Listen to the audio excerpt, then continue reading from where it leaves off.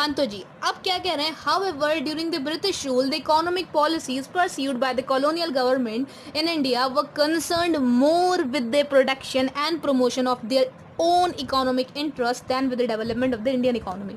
अब ये कह रहे हैं जब ब्रिटिश आया तो भाई साहब ब्रिटिश अपना रूल लेकर आया, दैट इज ब्रिटिश रूल। तो हम कह रहे हैं during the British rule, the economic policies pursued by the colonial government in India were concerned more with the production and promotion of their own economic interests।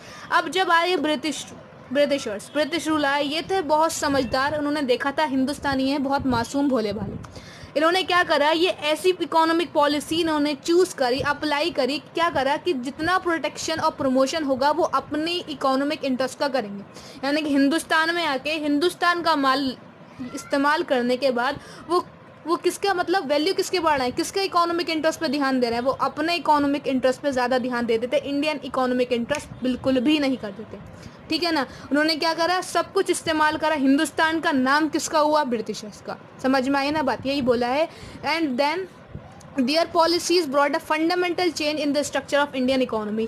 अब ये जो अपनी वो लेकर आए ना ये पॉलिसीज, इकोनॉमिक पॉलिसीज, उस इकोनॉमिक पॉलिसी से क्या हुआ, हमारी इकोनॉमी, इंडियन इकोनॉमी का जो स्ट्रक्चर था उसमें बहुत सारे फंडामेंटल चेंजेस आए।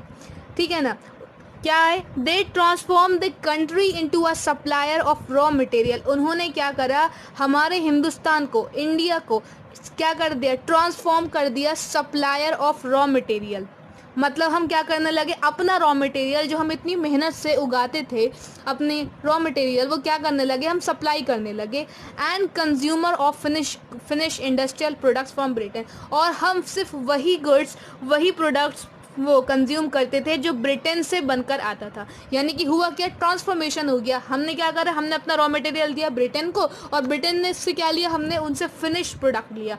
अब आप खुद सोचो, जब आप बाजार जाते हो तो आप वहाँ से रॉ मटेरियल लो, ठीक है ना, रॉ मटेरियल सस्ता आएगा नहीं आएगा। अब उस रॉ मटेरियल से अगर आपने फॉर एग्जांपल आपने शुगर लिया, शुगर सस्ता आएगा, लेकिन जब आप उसका केक बना लोगे तो केक महंगा पड़ेगा, और केक में जितने इंग्रेडिएंट्स यूज़ होंगे वो आपने वो रॉ मटेरियल में आ गए नहीं आ गए। तो उन्होंने यही करा, उन्होंने क्या करा, हिंदुस्तान का रॉ मटेरियल यूज़ करा और उससे प्रोडक्ट बनाया महंगा, जो किसको बेचा, वो भी इंडियंस को, और अदर कंट्रीज़ में क्या कर दिया, सेल करना स्टार्ट कर दिया। तो उन्होंने हमारी कंट्री को ट्रांसफॉर्म कर दिया था, transform the country into a supplier of raw material, और कंज्यूमर बना दिया था of finish industrial products from Britain.